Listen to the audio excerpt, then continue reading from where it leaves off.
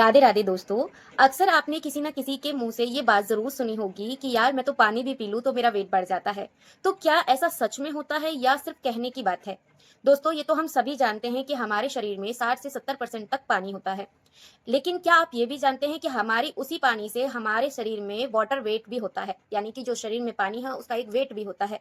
लेकिन जब ये वेट ज्यादा बढ़ जाता है तो उससे हमारा वेट जो है वो गेन होने लग जाता है। वो कैसे? देखिए, हमारे शरीर में जब हम स्ट्रेस में होते हैं तो एक प्रोटिसोल नाम का हार्मोन रिलीज होता है जो ग्लूकोज रिलीज करता है।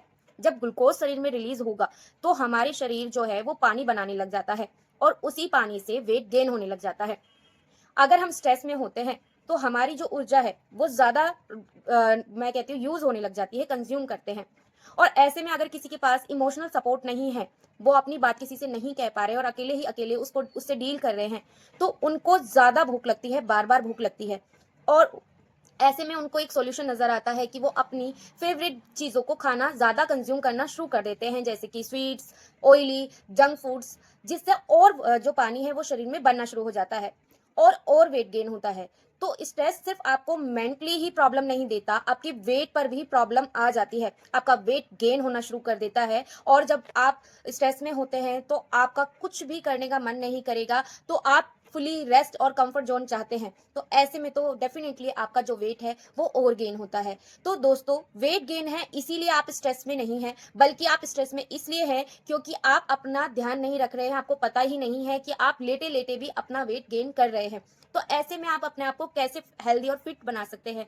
सबसे बेस्ट है कि आप अपनी बात किसी ना किसी से जरूर करें अपने। देखिए, ऐसा हो ही नहीं सकता कि पूरी लाइफ में बस एक ट्रस्ट करने वाली बात है। हो सकता है कि कोई बाहर का पर्सन हो या घर का पर्सन हो, लेकिन ऐसा पर्सन जरूर होगा जिस पे आप ट्रस्ट करके अपनी बातों को शेयर कर सकते हैं। और अगर सच में ऐसा कुछ नहीं है तो सबसे आसान तरीका है कि आप डायरी लिखें, अपनी डायरी में अपने सारे गलत सही विचार सब कुछ लिख डालिए। दूसरा जो मेन पॉइंट मैं हमेशा डिस्कस करती हूँ कि अपना मॉर्निंग और इवनिंग में मेडिटेशन के लिए सिर्फ 10 मिनट दीजिए। यकीन मानिए, ये मेडिटेशन आपको आपके अंदर के हर दुख तकलीफ से बाहर निकालने में बहुत हेल्पफुल रहेगा। तीसरा, चाहे आप 10 मिनट के लिए ही वॉक करें पर घर से बाहर जरूर निकले। अर्ली मॉर्निंग ना सही, जब भी आप उठते हैं आप वॉक पर जाए। वॉक करने से आपका जो ब्लड सर्कुलेशन है वो स्टार्ट हो जाता है और जो बॉडी में जो इनएक्टिव सेल्स होते हैं वो एक्टिव होकर प्रॉपर ढंग से काम करते हैं। तो दोस्तों, अगर आप इन टिप्स को अपनी लाइफ में यूज करते हैं तो आपको जरूर बेनिफिट मिलेंगे। अगर आप इस वीडियो को उन लोगों तक शेयर करते हैं जिन लोगों को इनकी इस इंफॉर्मेशन की नीड है, तो ये मेरे लिए और उनके लिए, दोनों के लिए यूजफुल हो सकता है। आपके सपोर्ट और प्यार के साथ मैं आगे बढ़ना चाहती हूँ और उम्मीद करती हूँ कि आपको मेरा हर मैसेज यूजफुल लगता है। मिलती हूँ नेक्स्ट वीडियो में, तब तक के लिए राधे राधे।